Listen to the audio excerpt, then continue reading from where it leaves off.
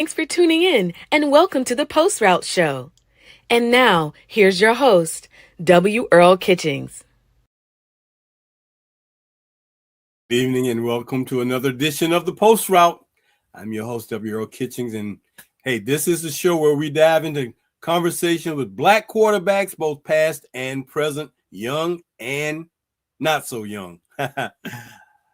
This show is proudly brought to you by Quarter Phi Back, the preeminent fraternity of black quarterbacks for black quarterbacks and home of the prestigious BIP Memorial Trophy, the only national award that honors both the top black quarterback from HBCUs and the top black quarterback from high schools across the nation.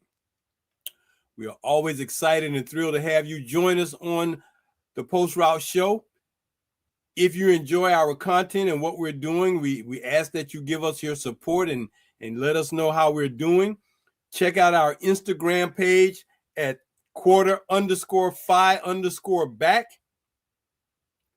Press the like button if you like what we're doing. Subscribe to the channel. Tap the notification bell so you never miss an episode. And join us every Monday night at 7 p.m. for more phenomenal conversations.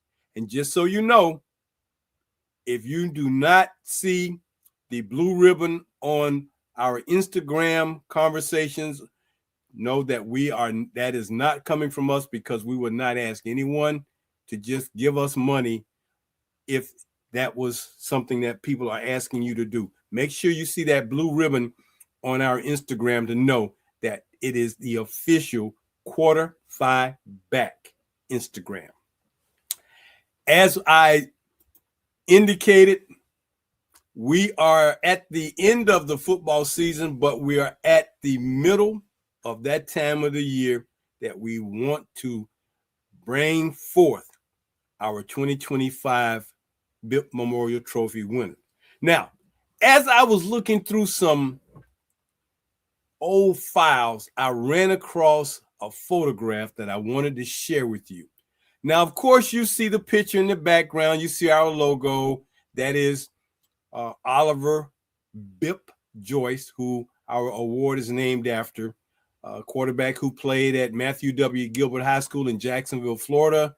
Went on to play his freshman year at Florida A&M under Jake Gaither, but his career was cut short after a traumatic injury where his neck was broken in preparation for a game here in Jacksonville, and subsequently he passed. So you see the picture of the jumping quarterback. That's our logo. That's who he is, number 44, Oliver Bip Joyce. But I found a treasure, and I wanted to share with you so you know exactly what this guy looks like, because it's kind of hard to tell in that photograph who he is and what he looks like. It's like, okay, you see that, but we don't know what he looks like. But here's his picture. That is Oliver Bip Joyce. That is who we named our national trophy after, our award after, our memorial trophy. A young man who was an all-state high school performer, led his team to the first ever state championship football game for black high schools in the state of Florida. He was coached by my dad, Earl S. Kitchings. My dad told me he was the greatest quarterback he had ever coached. So when your dad tells you something like that, you got to go along with it. But he was a phenomenal player, a phenomenal young man. He wanted to be a doctor when he graduated from college. So that's who he is, and that's what he looks like. That's the BIP. So I wanted to share that photograph with everyone so you'll know exactly who that guy is. Now, with that being said, we are in the first Monday of the month, and as you know, every first Monday of the month, we recognize one of our deceased quarterbacks as a posthumous member of the fraternity for black quarterbacks. And tonight, we are recognizing, in my opinion, I can only give you my opinion, but in my opinion, the greatest HBCU quarterback to ever grace the gridiron. He did some phenomenal things. And our posthumous honor tonight goes to none other than Mr. Steve Air McNair. Played at Alcorn State from 91 to 94. Man, his laundry list of accomplishments is unbelievable.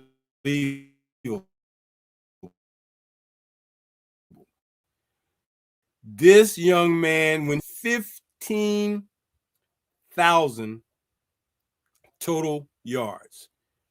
He had 5,377 yards and 56 touchdowns in just his senior season alone.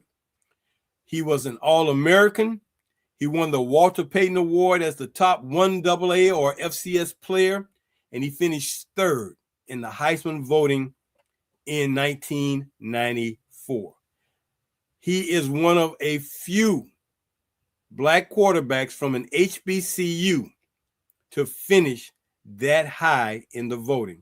Before him, it would have been Doug Williams, but finishing third, coming out of a HBCU at Alcorn State University over in Lorman, Mississippi, says a lot. He finished behind Rashawn Salam and Kijana Carter in that voting. So 15,000 passing yards, another couple of thousand yards in rushing, 17,000 career yards, and then he went on to play for the Tennessee Titans, led them to the Super Bowl, came 1 yard short of winning the Super Bowl. He and Peyton Manning were named co-MVPs of the NFL in 2003, and in 2012, he was named the 35th greatest quarterback of the NFL's post-merger era, and that post-merger era would have been when the AFL and the NFL merged to make one league. 35th. That's not bad for a league that has been around for just under or right at about 100 years. But that distinction was made by Football Nation, and in 2019, he retired. So we want to honor him by making him a posthumous member of our organization, the Brotherhood of Black Quarterbacks, aka Quarter 5 Back. And we want you to know that we appreciate what he did. If you never got a chance to see him, you missed out on something special. But they do have videos. So if you get a chance, go see the videos. The guy made the cover of Sports Illustrated. They were saying, hand him the Heisman. Hey, man, 5,300 passing yards in a season. That's a lot. So, and 62 almost for the total offense. Well worthy of being a Heisman Trophy candidate, possibly a winner. But Steve McNair is our posthumous inductee into our Hall of Fame tonight. Now, getting to my guest for tonight. This young man hails from Tallahassee, Florida. He was a junior this past year on the football field, meaning he's got one more year eligibility left. Had about 2,000 plus yards in total offense, 1,500 yards passing. He had an awesome season compared to how they finished. I think anytime you can throw for almost 2,000 yards and your team is, having some adversity, that's a good thing. But not only is he an accomplished quarterback, he's also an accomplished basketball player. He plays for the Rickards Raiders over there in Tallahassee, football and basketball, point guard on the basketball team, and an accomplished musician. Piano, tuba, saxophone, percussion. He can do it all. Please join me in welcoming my guest tonight on our show from Rickards High School, Jordan Kelley. Jordan, welcome to the Post Route. Thank you for having me. Yes, sir. We are so excited about having you. Let's talk a little bit about the 2025 football season and how the Raiders did pretty good, but not as well as you wanted them to. Talk a little bit about what that experience was like this year, because you told me it was kind of an adverse season. You lost your coach. Talk a little bit about 2025. Yeah, like I said, we had some adversity. It was hard to overcome. We lost some games we should have lost. We was close in games that we should have been close in. It was just a roller coaster type of season. Well, when you're having a roller coaster season, how do you keep a team motivated to want to continue to fight and play hard game in and game out, even though it's an adverse season? It's all about controlling the locker room. You can never, as a leader, as my position, I can never come in looking drowsy, looking like I don't want to be there. I always have to give my 100, always show them that I'm there for them and I'm ready to have a great season with them.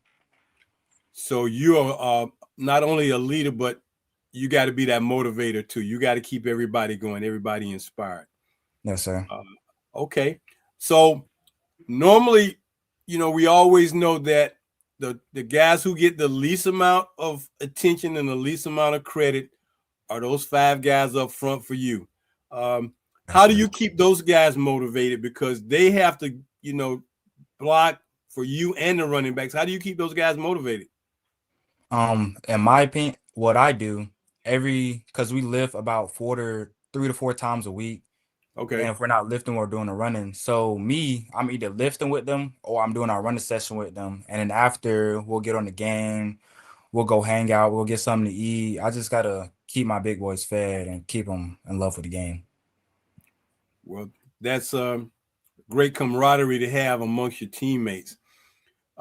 You also told me that most of your guys are underclassmen and you guys are coming back. You only lost 1 or 2 players. Being that you're bringing mostly everybody back, what do you think next year will be like for you guys? I mean, 4A is a kind of a tough classification, but being that you're bringing just about everybody back, what do you think next year is going to look like? This is our senior year. We've already said we're all in. We're not going out sad. We've had a few seasons, these past seasons, where we didn't end up where we wanted to be. We'll get the playoffs. We'll be a round 1 exit. We won't even make playoffs. But this year, we're making that state run, and we're going to show 4A in the city what we're about.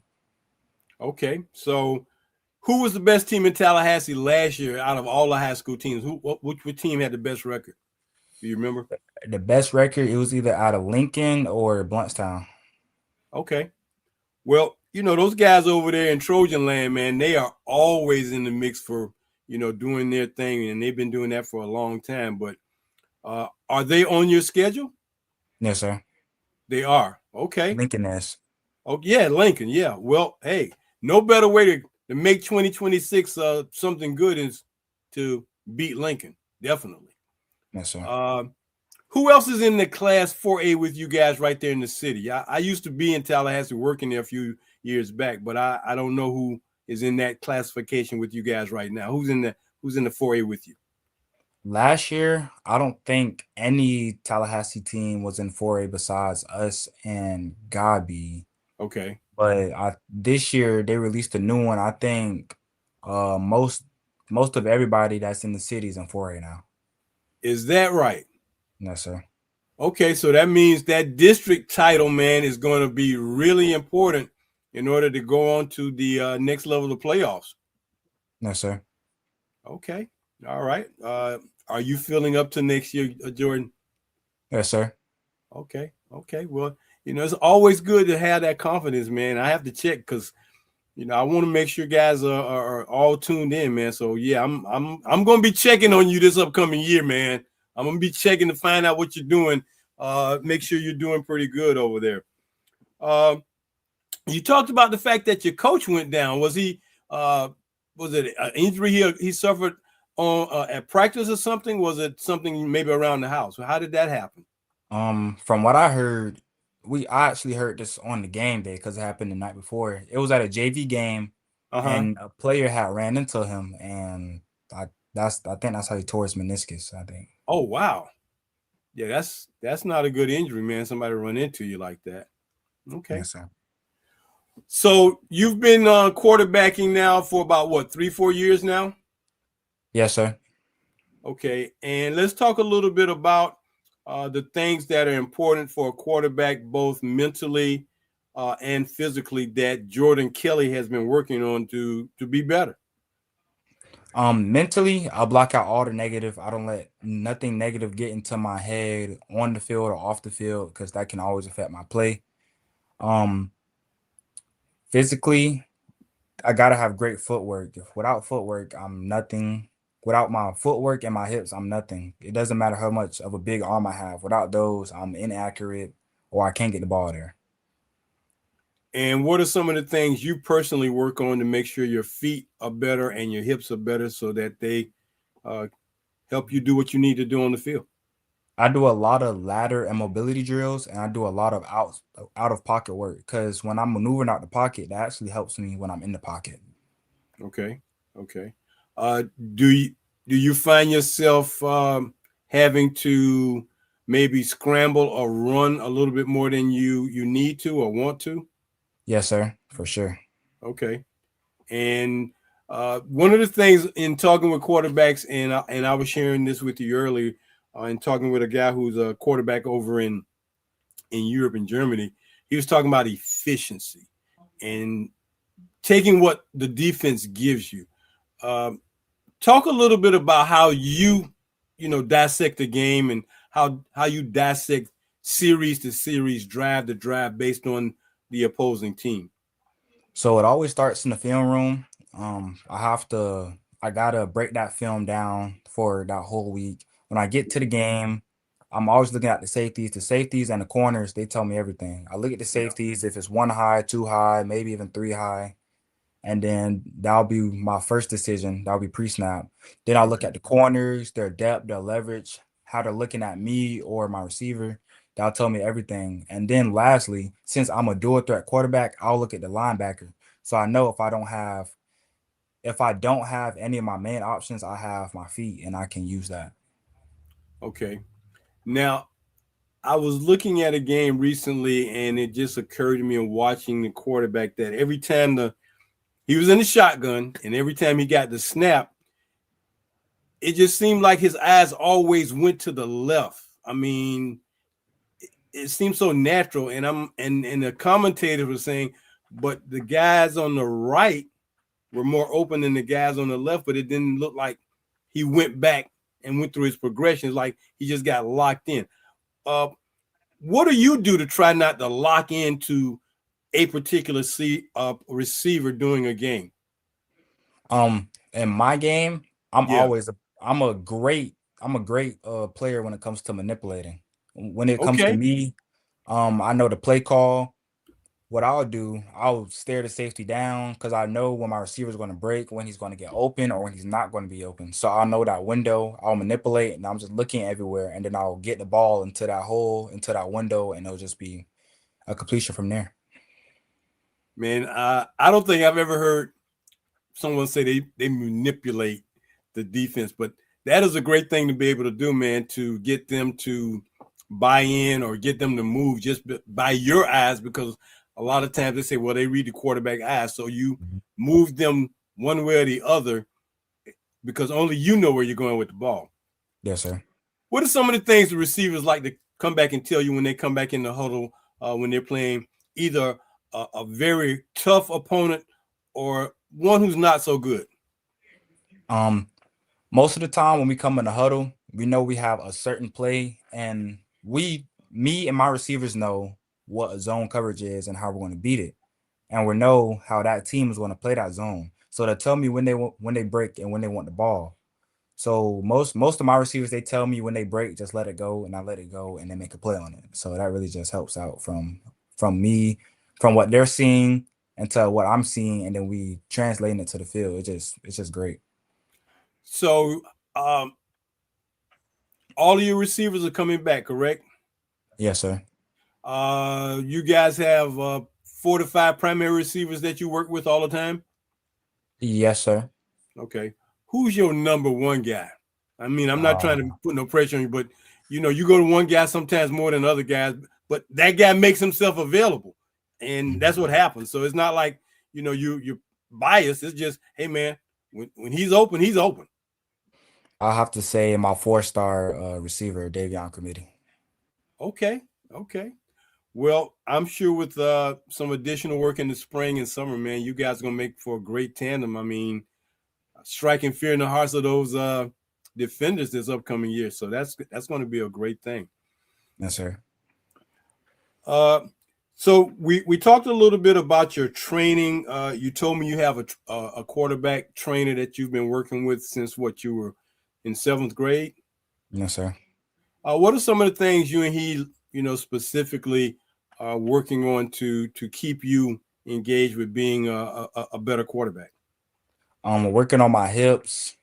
He's been preaching to me how I have to be more decisive and efficient of where I'm going with the ball. Because sometimes I'll be a little late, but my arm, it'll make up for it. But we know that's not going to work at the next level. So we've been preaching, and we're going to be working on my decisiveness.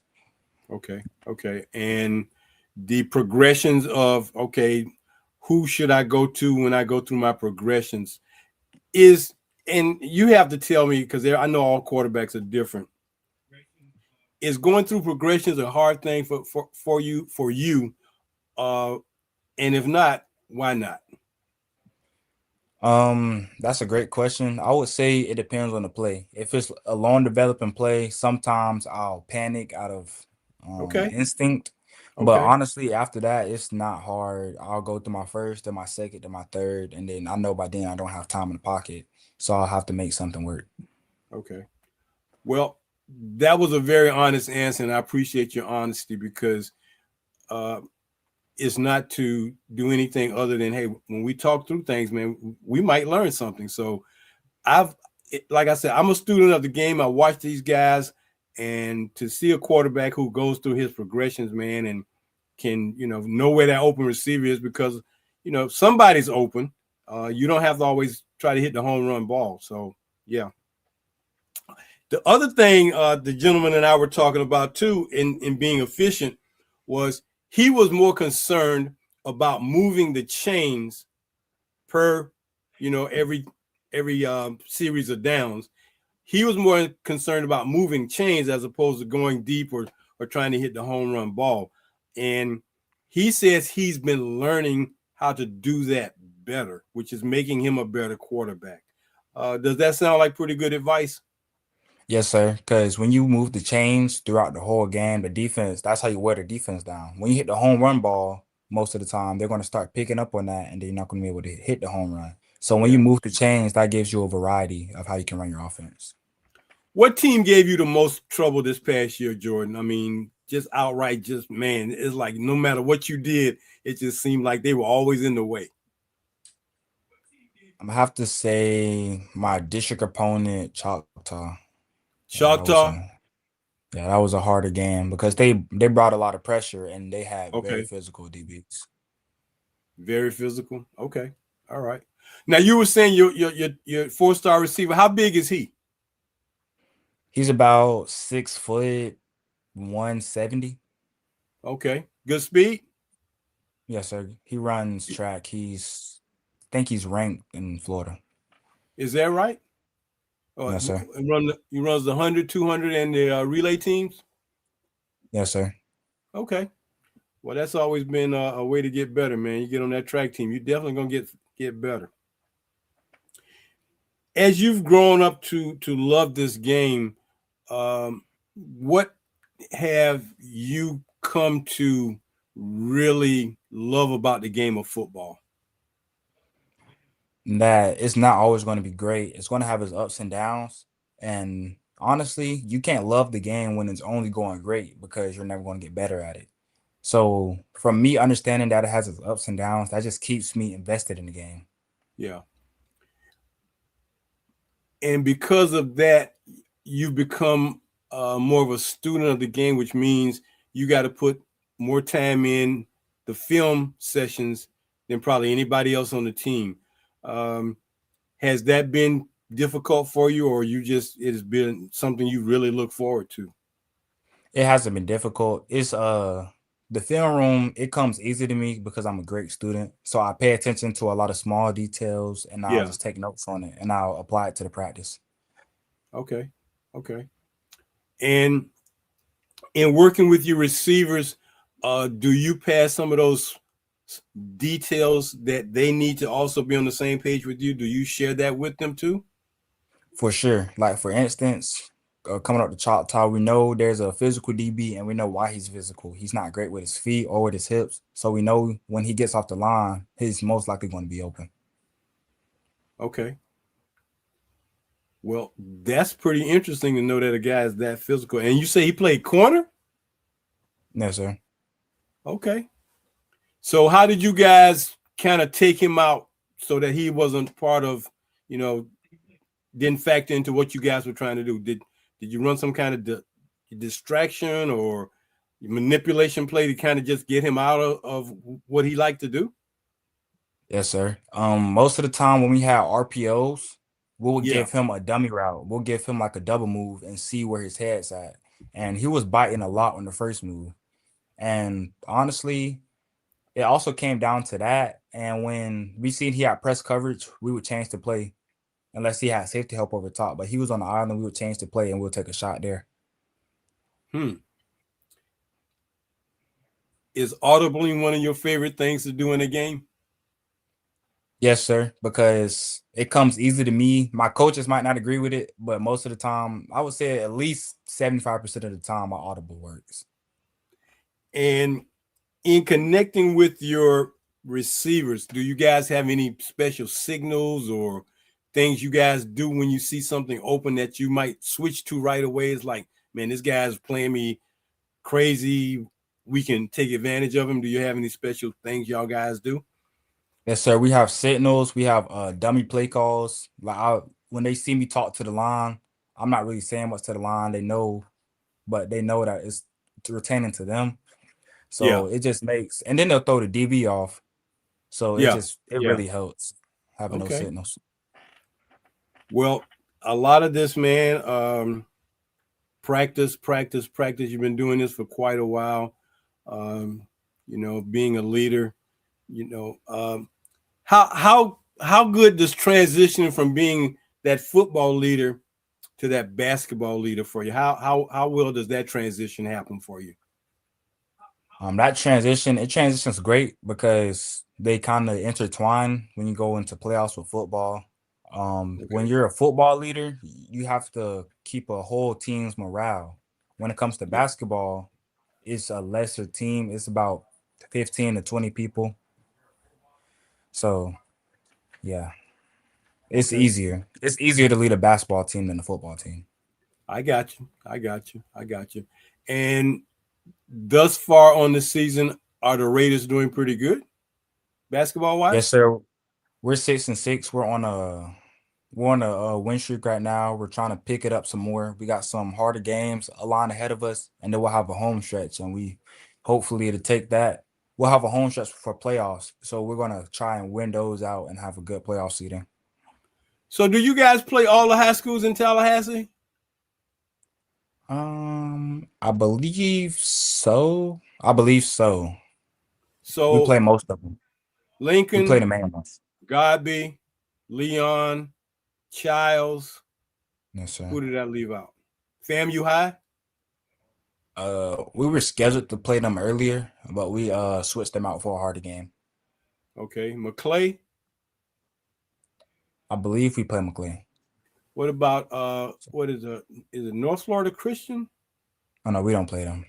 Okay, I'm just trying to hit the ones I remember being in Tallahassee because I know that the rivalries between Godby, Rickards, Lincoln, Leon, man, they have been around a long time. So and FAMU High too, because you guys have all been around a long time. So yeah. Well, look, I'm gonna take a short break, and I'm gonna come back, and we're gonna talk a little bit more about football and your plans, and your musical expertise, and see what we can shake from that. Yes, sir. Don't go anywhere. We'll be right back.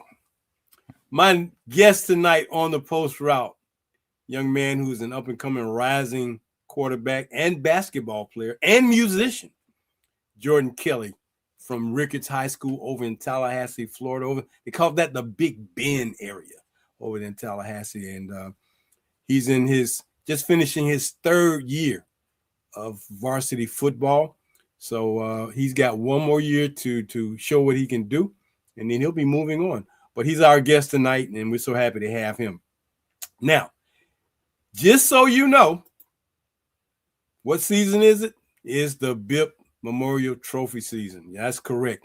We are in the process right now of having our voting done so that we can bring you the names of the winners of the 2025 BIP Memorial Trophy winners for both the high school and the HBCU levels.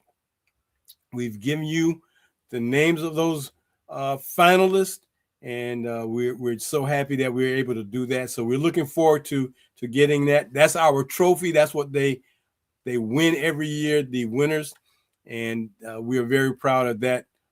As they will say, hardware, but that's some serious glass, if you want to call it that. But our trophy is a crystal trophy that we are very honored and proud to have etched with our winners on. So that's coming up later in the month. So be tuned, stay with us so you can find out who those winners will be. And we will also go back and show you who the winners have been. If you really want to find out who some of these guys are, go to our Instagram page at _5_back. Our social media director, Mr. C.D. Lazier, has done a great job of putting that package together for our past winners. So you can check out who they are. For those of you who may not know it, our very first HBCU winner is a guy who wears number 12 for the Cleveland Browns, Shedeur Sanders. So that's how we got _5 back kicked off, and we just honored to keep moving it that way.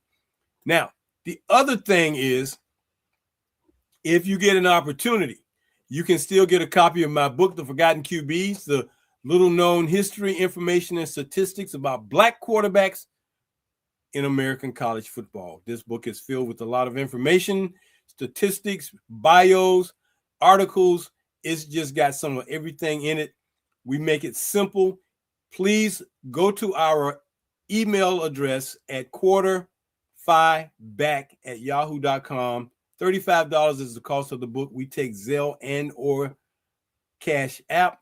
Put your order in, and we'll get your book out to you ASAP. Autographed, of course, by me. Our Zelle number is 904-994-2189. Our Cash App is $Q5 PHI back 44. Put in your order today and get my book, The Forgotten QBs, so you'll know more about some of the historical Black quarterbacks who we need to know more about and their contributions to this game of American football. We're going to get back to my guest tonight, Mr. Jordan Kelley, rising senior. He'll be a senior next year from Rickards High School in Tallahassee, Florida. Jordan, welcome back to the Post Route. Glad to have you back. Now, Yes, let me ask you a question. You watch a lot of college football or pro football on the weekends? a little bit of college football, yes, sir. A little bit of college football. You got a favorite college team? FSU and Duke. FSU and Duke. Okay. Did you think Florida State was going to bounce back the way they did this year? Because, man, 2 years ago, it was rough. Yeah, I went to the camps. I went to a few Yeah. camps. They were talking very highly. And then when I won my Tallahassee QB Club Player of the Week, this was the week before they played Bama. Coach Neville, he gave a inspiring speech. And then they beat Bama. I was like, oh, they're going to have a championship contending season. And then things just started going left and right. Yeah. Well, you know, it's a funny thing, man, and they talk about this in the pros. When those injuries start happening to key players, man, it definitely throws off the chemistry and throws off the ability of a team to be successful. Now, you say you like Duke. Duke for football or Duke for basketball? Basketball. Okay. Now, I got to ask you, who are some of the more phenomenal Duke basketball players that, you know, you really, really know about? Kyrie Irving, he's a great player now. He was a great player then. Okay. The number one draft pick from last year, Cooper Flag. I've been watching him since he's been in high school. Okay. They got this player from last year, Isaiah Evans. He's doing good now. He's starting to spring into his role. The Boozer twins, Cameron Boozer and Cam Boozer, Yes. those are some Yes. great players. They're playing some great ball down there.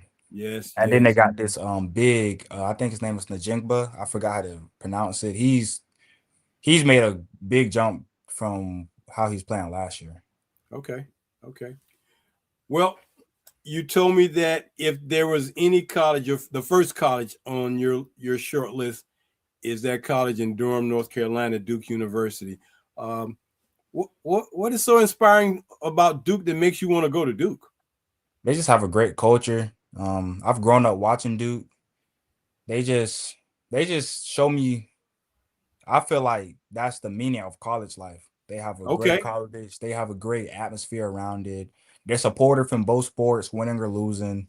That's just a great vibe to be around 24/7. Well, they definitely have a culture over there, and the Cameron Crazies over there in their facility, man. To see them camping out the way they do before basketball games, and to see that the tradition of winning basketball at Duke is continuing, even though Coach K has left, is a good thing. I've watched quite a bit of some Duke basketball from years and years back, man, when some of the guys were when they were just starting to make names for themselves at Duke. So that's a great thing. You told me that you had a special interest in a special major. What would your major be if you got into Duke? Nursing or music. Okay. And nursing, why nursing? I took the class last year from our health academy, and it really just opened my eyes to what the human body has inside of it and what it's capable of. And I've been fascinated on it ever since. Okay. And I would take it that because you said nursing, man, you have a very compassionate and caring spirit and a loving heart, man, because nursing, man, is that's some real work when you got to care for people. Yes, sir. And you have to do that in a different spirit because sick people or having to care for people, man, that just requires a different kind of spirit. So uh, kudos to you for wanting to do that, and I hope and pray that if Duke is where you want to go, man, that's where you end up. Now, are you a big fan that if you got to Duke, man, you'll be doing the Duke crazies and being like the rest of the guys on campus, young students on campus, dressing up for the games and getting really excited? Is that something you probably end up doing? Hopefully I'll be the one they're cheering for, but if not, Okay, I'll be there. okay, okay. Well, I like your attitude, man. That is great. That is great. What do you think about that rival between them and North Carolina? Oh, that's a big rivalry. They take that rivalry pretty serious, and it seems like a lot of fun from what I'm seeing on the media. Well, that rivalry is so crazy because those schools are no more than about 10 miles apart. No, sir. So, man, can you imagine being that close to a rival school? Yes, for sure. I mean, man. And I can imagine, man, if you walk on the campus with the wrong colors, you're going to be in trouble. For sure. Well, that's great. So now, uh, pro football. You like pro football? You got any favorite teams in pro football? Yes, sir. My favorite team is the Carolina Panthers. Carolina Panthers. And any particular football player that played for the Panthers that really inspired you? Yes, Cam Newton. I've always been a fan of him. Okay. And what was so inspiring about the big fella? It's really just his heart. He has a big heart for the game. He gives us Yeah. all no matter what. When he was at Auburn, he took a team that wasn't the best. He took them to the national championship. And that just shows what type of character of guy he is. And then I had his shoes and I play a Pop Warner, so that just made everything just Oh tie up. man. Okay. And Was he deserving of the Heisman? For sure. Yes, for sure. I just want to make sure we got an amen from you on that one.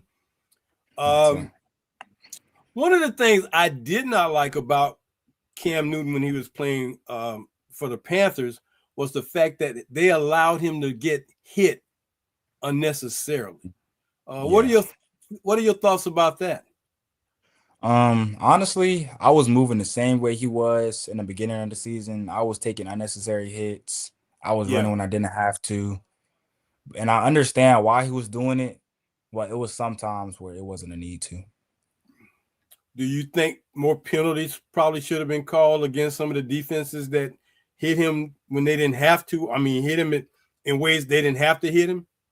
But yeah, for sure. I remember it was a few times. I think the team had a little scuffle. He was sliding and he got hit head to head. That was just uncalled for.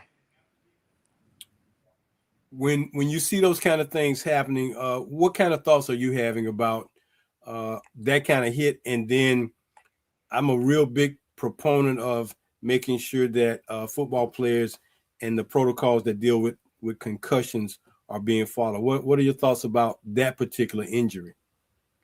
I just hope when it happens, it's nothing serious. It might just be a little stinger here, but I hope it's Yeah, nothing serious 'cause that could do a lot to a player as a person, and then it can do a lot for their family. So I yeah. just hope if it happens and when it happens, that it's nothing too serious. Have you had one of those kind of hits? As when I was growing up, we used to call it getting your bell rung. Have you had one of those hits? I've had I think I've had a select few every game. Yeah. Okay. So Nothing serious though. nothing serious. Not too serious. Okay. All right. Does that make you want to be even more engaged with beating a team when you know the guys are kind of not saying they're coming after you on purpose like that, but you know they put a hard hit. I mean, you know, you're gonna get hit hard. Does that inspire you to really want to show what you really can do when you get those kind of hits? Yes, sir. It just enlightens the heart in me because when I get one of those hits, it's like, okay, they're playing this way. I gotta fight harder. So when I Yeah. get one of those hits, it's just like, okay, game on, let's do it. Well, you know, the heart of a champion, man, always comes through when things get rough. So you definitely have, through this conversation tonight, shown me that not only do you have the heart of a caring person, but you also got the heart of a champion. Um, what are some of the things you like to do other than playing football and basketball? I'll either work out with some weights, I'll play the game. I really just study the game, if anything. Yeah. I'll study football, basketball, I'll play the game, and that's pretty much it. I don't really do much. So now we're going to switch gears a little bit, man, because, you know, we found out that you are this talented musician. You play about 12 different instruments. You got your own band, you know, you're doing some things. What kind of inspired you to want to, you know, be this musician?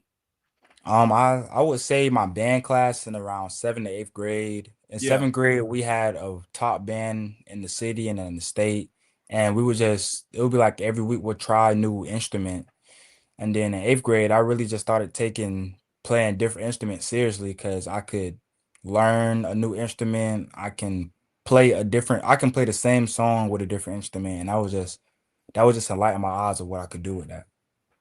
You know, I've always been fascinated with musicians because they know a different language. Being able to read music and play music, man, is just, I love music. I'm a big jazz fan, but I have yet to understand how looking at those notes on a page, man, makes sense because I'm like, I know they're making sense. I just couldn't do it. But you know, for you to be into it like that, and is the piano your favorite instrument out of all the ones you play? Definitely for sure. Okay, all right. And how long did it take you to learn how to play the piano?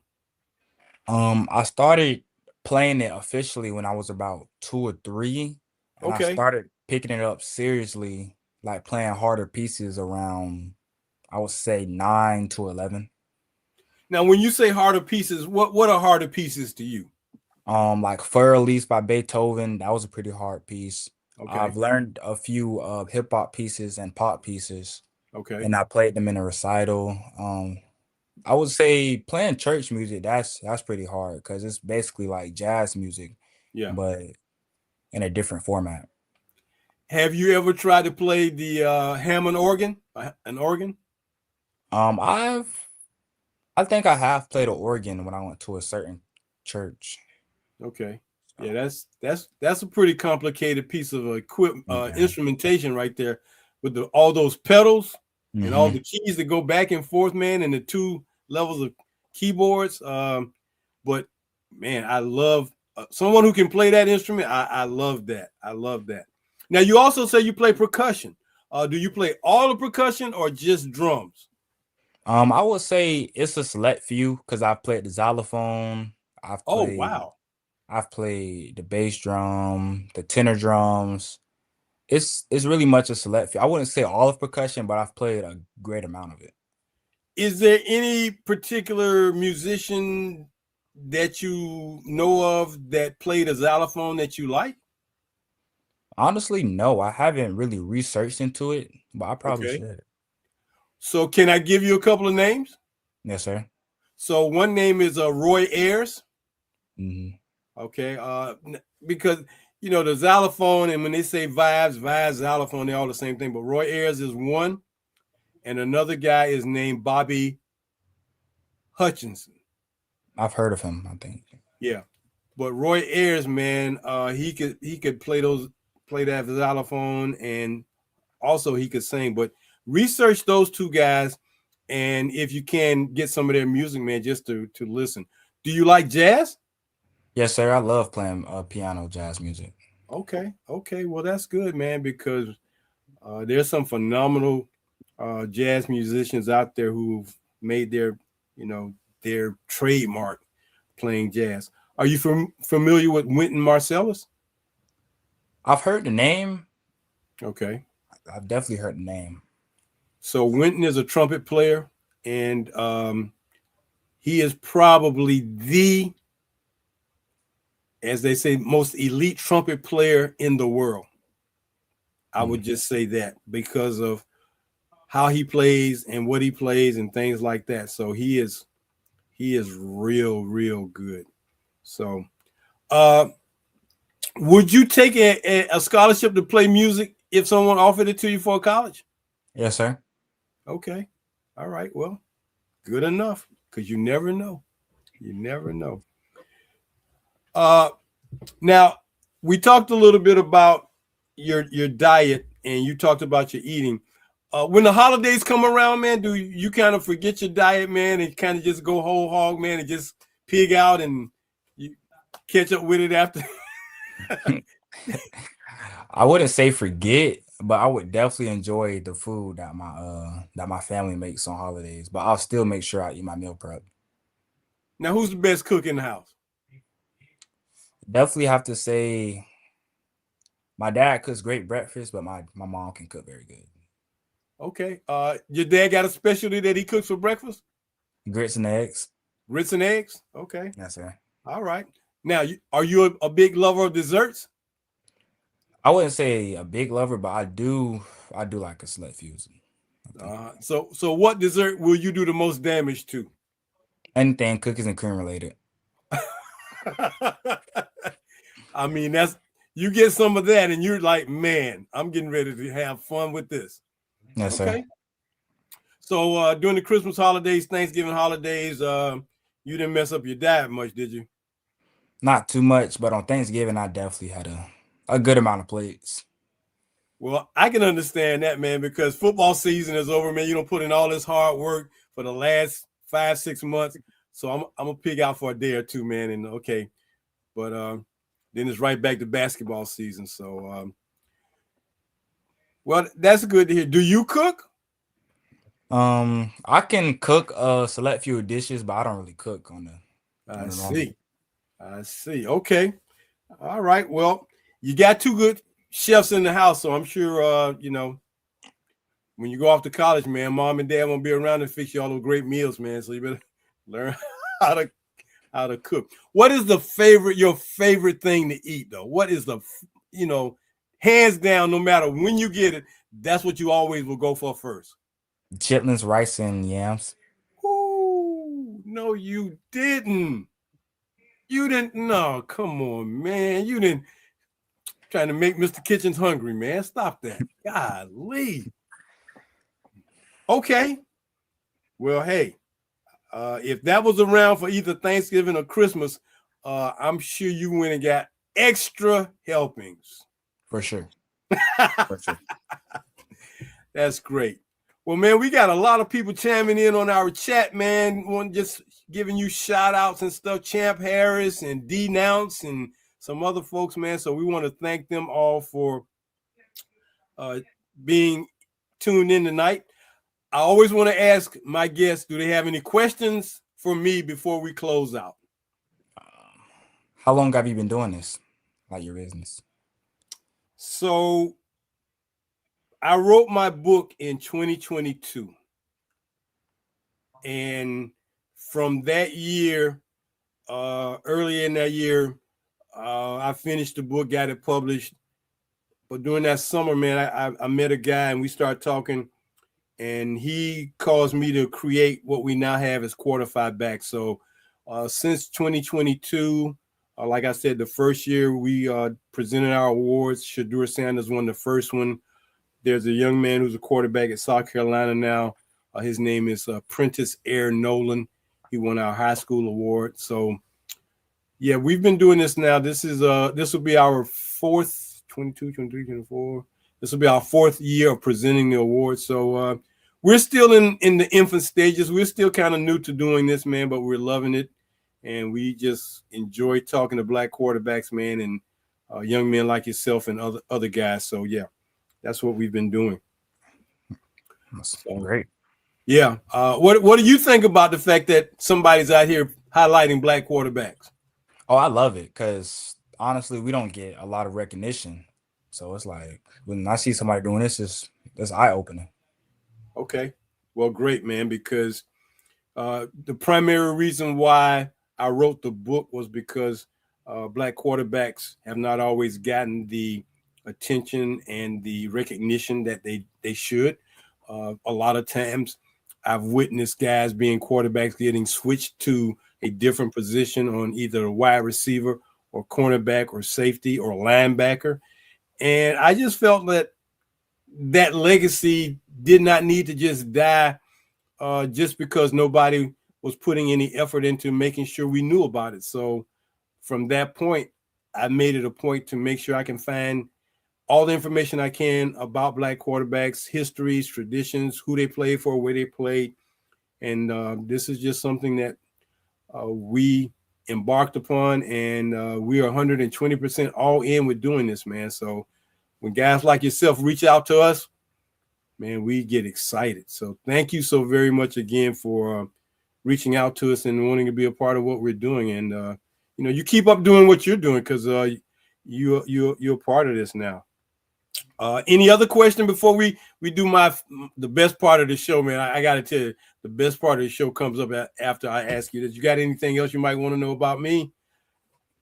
No, sir. But can I give a shout out? Sure. I want to shout out my personal workout coach, Coach O'Neal Brown. He's been working me out since about 6th, 7th grade. He's really just shaped me into the person I am now. And I just want to shout out to all my supporters that support me through everything.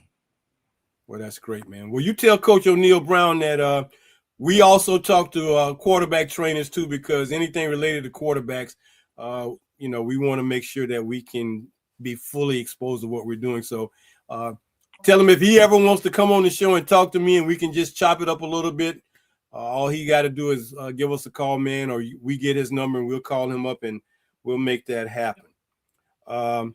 I will tell you this, as I shared with your mother, I'm a FAMU graduate, but I'm a unique FAMU graduate, Jordan, because your mother may not know this, or she may, but I was born on the FAMU campus. In the hospital? In the hospital that used to be on the campus. Yep, I was born there. So that's great.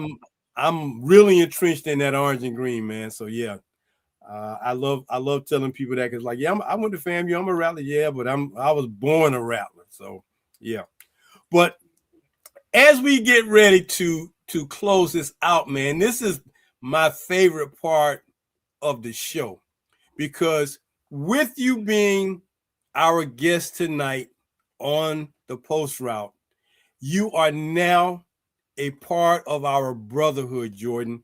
As you can see, that is a picture we created to show you what a brotherhood looks like. So you are now a member of the fraternity called Quarter Five Back. Welcome to the fraternity. Welcome to the brotherhood. We are so excited about having you to be a part of what we're doing. Thank you for having me, honestly. Indeed, indeed. So what now happens is I will send you, I will email you your certificate of membership, lifetime membership. You'll get your letter of membership for being a lifetime member.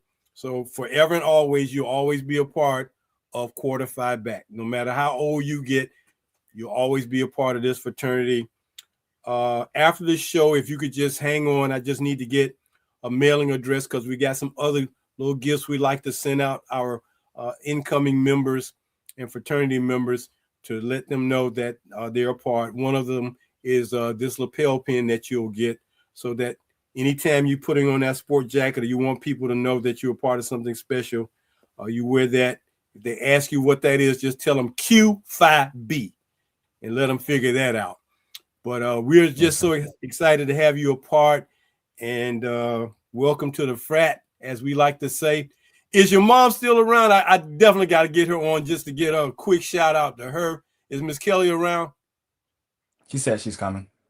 Okay, yeah. So any guys that you meet that are quarterbacks, man, black quarterbacks, and you want them to be a part of what we're doing, hey man, please share the information. Let them know that you're a part of this special organization.